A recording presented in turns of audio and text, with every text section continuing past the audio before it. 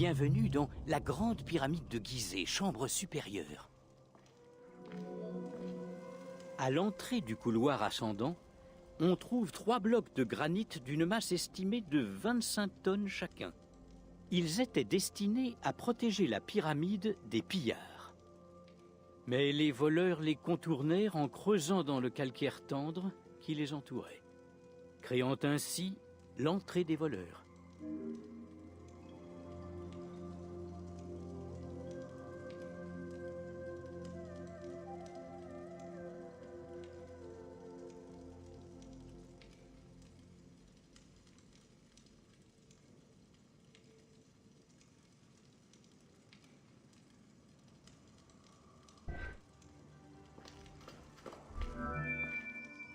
Si l'entrée des voleurs est en réalité une cavité unique menant aux 2 passages, pour le jeu, notre équipe a créé des accès propres à chaque passage.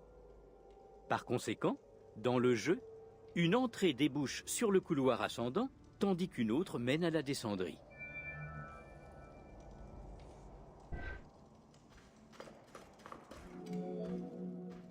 Le couloir ascendant de la Grande Pyramide offre un accès direct à la Grande Galerie. On y accède à 30 mètres de l'entrée, à partir de la descendrie. Ces 2 couloirs présentent les mêmes dimensions et utilisent la même pente de 26 degrés.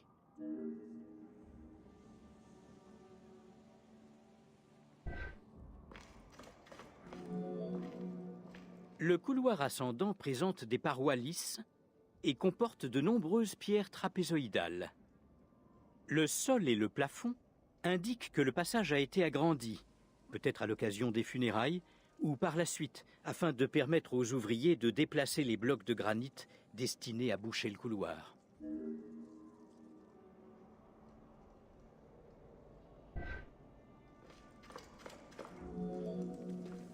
La fonction de la Grande Galerie fait toujours l'objet de débats. Il est possible qu'elle ait été alignée sur les étoiles, qu'elle ait fait office de tampon afin de protéger la chambre du roi, ou plus simplement, qu'elle ait facilité le transport des blocs de granit utilisés dans la pyramide. L'accès à la chambre de la reine se trouvait à l'entrée de la Grande Galerie.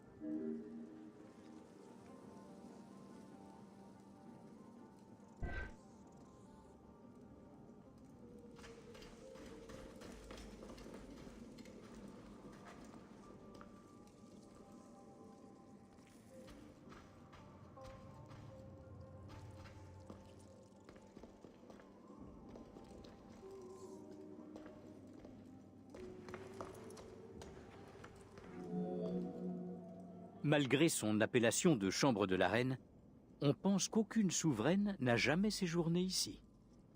D'après les informations tirées de l'étude des pyramides antérieures, les égyptologues pensent qu'il s'agissait plutôt du serdab du roi, une salle contenant la statue de son Ka et destinée à abriter l'esprit du souverain.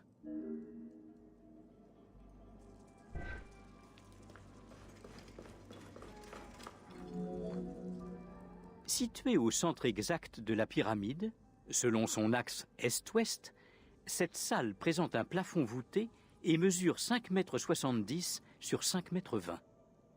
La paroi est comporte une niche surmontée d'une voûte à encorbellement. C'est peut-être là que fut placée la statue du Ka. Derrière cette niche, on trouve un orifice plus petit, sans doute creusé par des voleurs à la recherche d'autres trésors.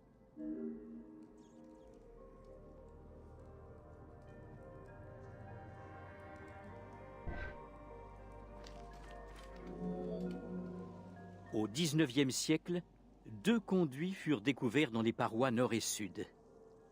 Ils courent à l'horizontale sur environ 2 mètres avant de remonter et sont fermés par des blocs de calcaire munis de poignées en cuivre. On ignore s'il s'agissait de conduits de ventilation pour les ouvriers ou d'un lien céleste pour l'esprit du pharaon.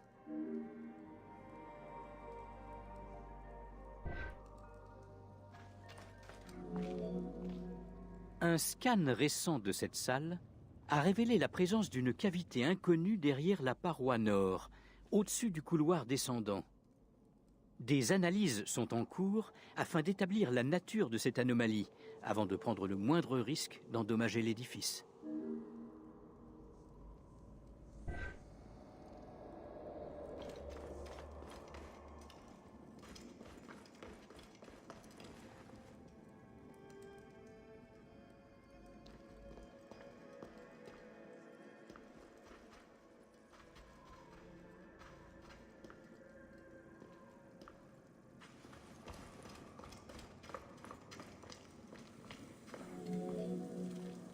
Lors de la conception de la galerie, les architectes de Khéops ont peut-être été influencés par les pyramides rhomboïdales. Avec une longueur de 47 mètres et une hauteur de 8,60 mètres, il s'agit de la plus longue voûte à encorbellement jamais construite. Les parois sont inclinées vers l'intérieur pour équilibrer les masses. De ce fait, la largeur du plafond dépasse à peine 1 mètre en son point le plus haut. Cette technique est utilisée dans d'autres pyramides, mais rares sont celles à présenter une telle précision et une telle stabilité.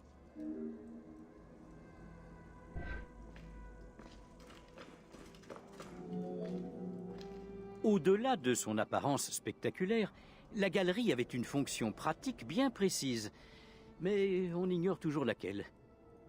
En revanche, la conception des parois contribuait sans doute à la stabilité de la structure, et son sol a probablement aidé les ouvriers à déplacer les matériaux. Une sorte de gouttière court en son centre. Un plancher mobile devait probablement y reposer. Les bancs, surélevés, situés de chaque côté, sont dotés de fentes qui ont peut-être été employées pour la mise en place des blocs de granit.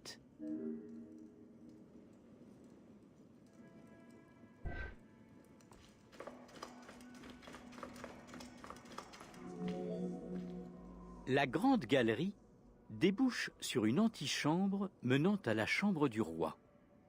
Juste au-dessus, un autre passage horizontal, plus étroit, est relié au sommet de la chambre du roi.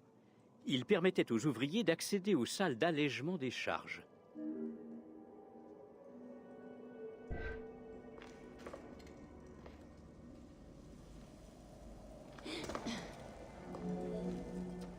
L'extrémité de la grande galerie donne sur une petite antichambre munie d'une herse bloquant l'accès à la chambre du roi.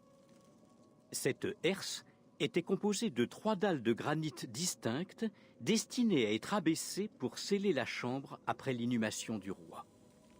Les sillons creusés pour maintenir les dalles en place sont toujours visibles.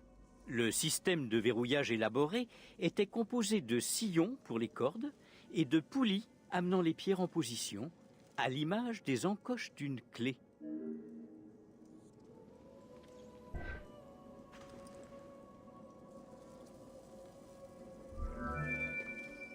Pour le jeu, notre équipe a décidé d'ôter les dalles de la herse afin de permettre aux joueurs d'accéder à la chambre du roi. Dans la réalité, les ouvriers ont quitté la salle après les funérailles, puis abaissé chaque dalle derrière eux, l'une après l'autre. Ces 3 pierres ont été brisées par des voleurs dans les siècles qui ont suivi. La chambre du roi a été entièrement réalisée en granit rouge. Le sommet se trouve à plus de 5,80 m du sol. Imposant, il est composé d'un empilement de pierres sur 5 niveaux et ses poutres de granit supportent chacune 25 à 40 tonnes. Le niveau supérieur est surmonté d'une voûte de pierre disposée en chevron afin de supporter l'énorme charge.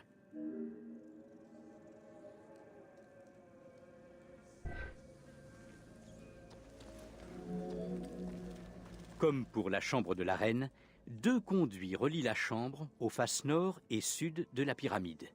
Ils courent sur près de 64 mètres avant d'être bouchés par des blocs de granit dotés de poignées en cuivre.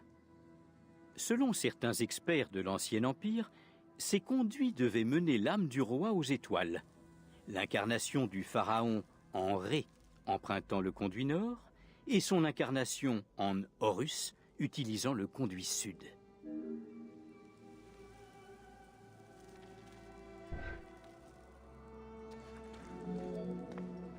La chambre abrite un sarcophage en granit dans sa partie ouest, mais ce sont des inscriptions laissées par des ouvriers dans les pierres du plafond qui ont confirmé qu'il s'agissait de la dernière demeure de Khéops. Lors de sa découverte, le sarcophage était vide. Sa fabrication indique qu'il était muni d'un couvercle. Il est possible qu'il n'ait été qu'un cénotaphe dédié à la mémoire du pharaon et qu'il n'ait jamais été destiné à recevoir sa dépouille.